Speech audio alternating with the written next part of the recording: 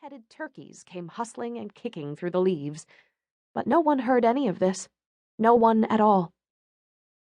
In 1753, young George Washington surveyed for the English this point of land where rivers met.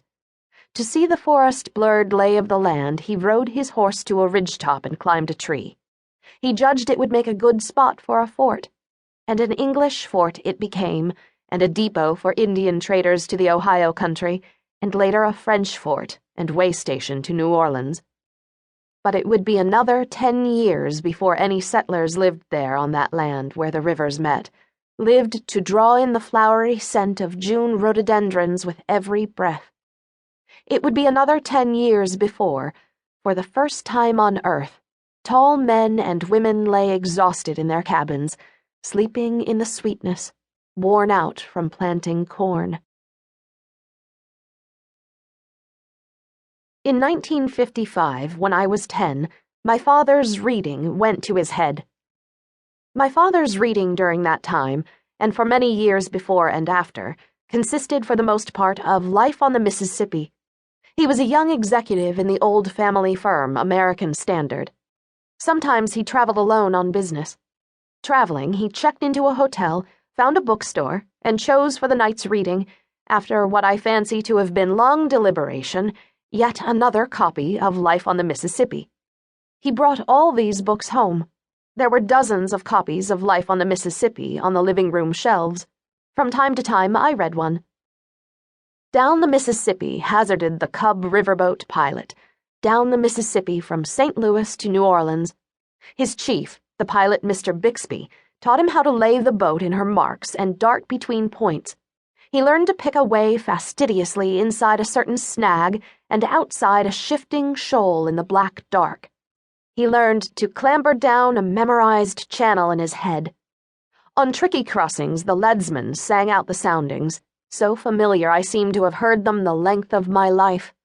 Mark 4, quarter less 4, half 3, Mark 3, quarter less. It was an old story. When all this reading went to my father's head, he took action. From Pittsburgh, he went down the river.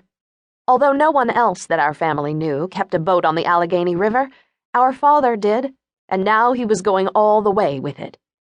He quit the firm his great-grandfather had founded 100 years earlier down the river at his family's seat in Louisville, Kentucky. He sold his own holdings in the firm. He was taking off for New Orleans. New Orleans was the source of the music he loved. Dixieland jazz, oh Dixieland. In New Orleans, men would blow it in the air and beat it underfoot, the music that hustled and snapped, the music whose zip matched his when he was a man about town at home in Pittsburgh, working for the family firm, the music he tapped his foot to when he was a man about town in New York for a few years after college, working for the family firm by day and by night, hanging out at Jimmy Ryan's on 52nd Street with Zuddy Singleton, the black drummer who befriended him, and the rest of the house band. A certain kind of Dixieland suited him best. They played it at Jimmy Ryan's, and Pee Wee Russell and Eddie Condon played it too. New Orleans Dixieland chilled a bit by its journey up the river, and smoothed by its sojourns in Chicago and New York. Back in New Orleans, where he was headed, they would play the old stuff, the hot, rough stuff, bastardized for tourists, maybe, but still the big and muddy source of it all.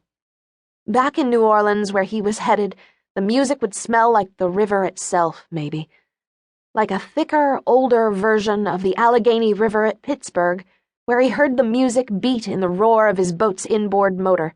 Like a thicker, older version of the wide Ohio River at Louisville, Kentucky, where at his family's summer house he'd spent his boyhood summers mucking about in boats. Getting ready for the trip one Saturday, he roamed around our big brick house snapping his fingers.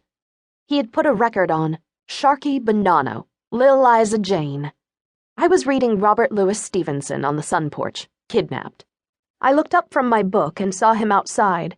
He had wandered out to the lawn and was standing in the wind between the buckeye trees and looking up at what must have been a small patch of wild sky. Old Low Pockets. He was 6'4", all lanky and leggy. He had thick brown hair.